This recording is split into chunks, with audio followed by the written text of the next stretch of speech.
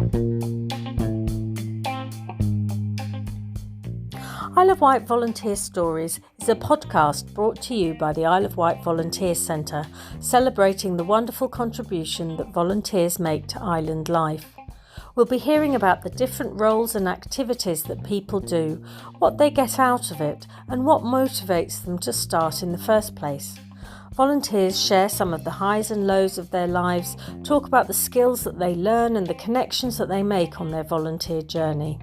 We hope this podcast will give you an insight into a world you may not be familiar with, will demonstrate that volunteers come from all walks of life, and perhaps it will inspire you to start your own volunteer story.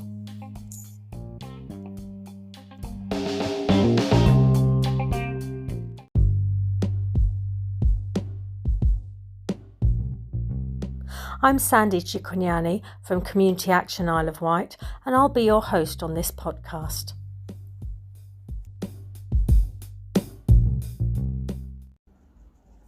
So today I'm at County Hall and I'm meeting Simon Barton, who's the Advice First Aid Coordinator, I think. That's right. Would you like to introduce yourself? Thank you for coming on the podcast. No worries. My name is Simon, as you mentioned, and I'm the AFA or Advice First Aid Coordinator. Mm-hmm. And what exactly is an Advice First Aider? They're volunteers, but it's a very unique role. Advice First Aiders don't give specific advice to people, but they direct people to our trusted sources of information and advice. So they are signposters, and they help people to get the help they need at the right time. It's the beginning of their journey, and if we didn't have Advice First Aiders out there in the community signposting to our services, people just may not get the help they need. That's why we've got different backgrounds. We've got hairdressers, we've got pub landlords, we've got postmen, all different people in the community that people feel a rapport with, that they can go to, and they can get the correct signposting as to where to go. Oh, right, excellent. So anyone can become Advice First Aider? Anyone at all, the more the merrier. Yeah, excellent. How many have you got at the moment? We've actually got on our books 200. Wow. Or just over 200. Of those, over 160 are what we call fully qualified AFAs, and they're certified. They get a certificate once they've done the training. We only ask them to attend one training session. We've simplified things because we know everyone has a really busy schedule. One training session of about 2 hours, either in person or online.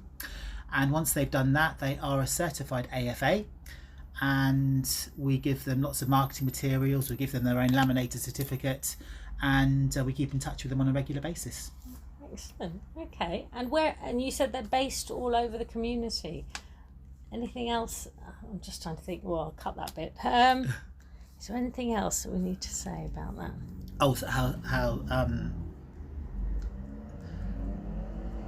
could say a bit about the warm spaces. Should I say a bit about that or not? No. I don't know. Shall I say something about how people get in touch with you? Yeah. The Advice First Aider. Yeah. So if they want to become a volunteer. Oh yeah, yes, that's good. Okay. Yes, definitely. Okay. So if somebody is thinking about becoming an Advice First Aider, what's the first step that they should do? Well, the first step is to get in touch with us. On our Citizens Advice Isle of Wight website, all the different volunteer roles are clearly outlined there. And if you click on Advice First Aider, and that role will take you to the page explaining all that's involved, and it will also take you to our application form. Very simple form to fill in. We get that form, then we get in touch with the volunteer, give them some training dates, get them on our books, and take it from there. Excellent, thank you. Is there any particular commitment that's needed for these volunteers?